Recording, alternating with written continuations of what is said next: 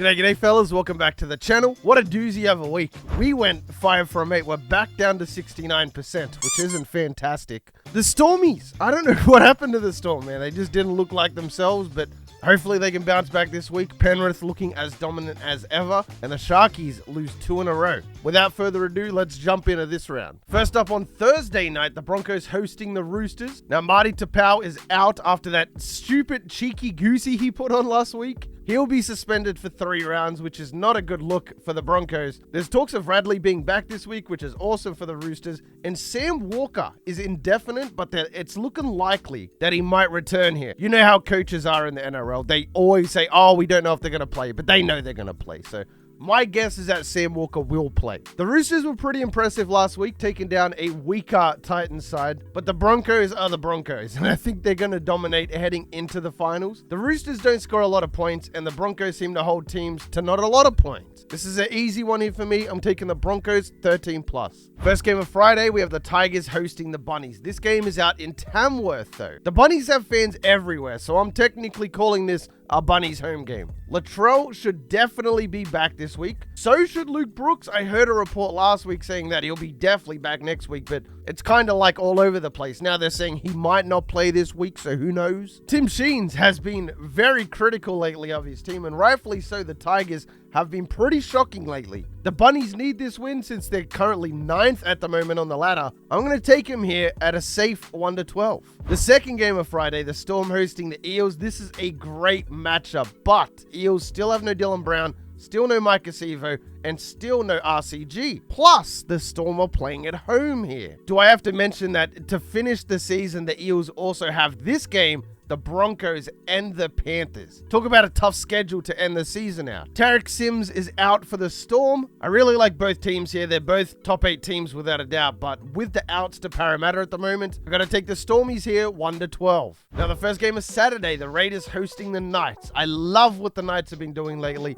They're very close to the top 8 as well. And they showed last week that they can hang with anybody. Maybe not the Panthers and the Broncos, but everybody else. This game will be closer than a lot of people think. That's my opinion, but with so much on the line this week, both teams are going to give it their all. The Raiders only lost by 1 to a rampaging Warriors team in New Zealand, but that tips the scales to the Raiders here for me at least. I wish the Knights well, would love to see them in the final 8, but I'm taking the Raiders at home 1-12. Second game is Saturday, Dragons hosting Manly. Now, Manly got a big win over the Sharkies despite the late surge.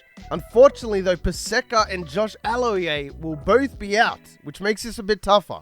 This is also the skipper's 300th game, and I'm sure DCE will be fired up. This is a bad matchup, apparently, for Manly, though. The Dragons have won 7 from 10 versus Manly. Manly also haven't won in Wollongong since 2003. Bro, I was in primary school in 2003. Like, that's a long time ago. I love the Dragons at home, but even with the injuries, I like Manly here after fading them last week. I still like Manly here. I'm just sitting here thinking about it, and I still like Manly despite the injuries. DCE's 300th game. I'm taking Manly 1-12. Let's break the curse, fellas. The last game on Saturday, the Panthers hosting the Sharkies. Man, I love the Sharkies this year, but the reigning champions have put their foot on the gas lately. I genuinely feel like the Panthers could take out anyone at the moment. The Sharkies are currently on a 2-loss streak and fading fast, and as wild as it is, I have this being their 3rd loss in a row. Spencer Leniu should be out, and apparently Isaac Tungo, who suffered a leg injury right before the game last week, could be out again this week. It was listed as a 2-week injury. We could see him return, but regardless, Peachy will be ready to suit up either way.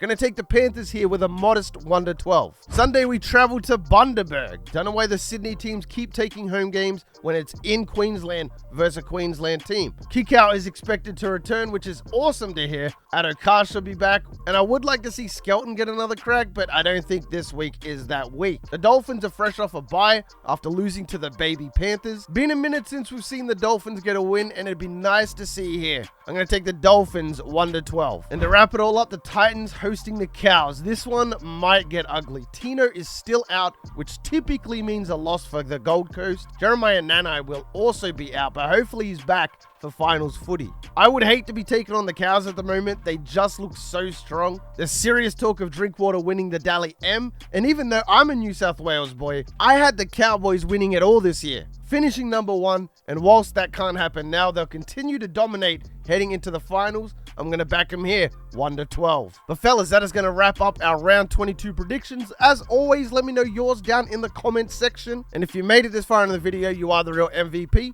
Hope the rest of your day is awesome, and from me personally, I'm out. Peace.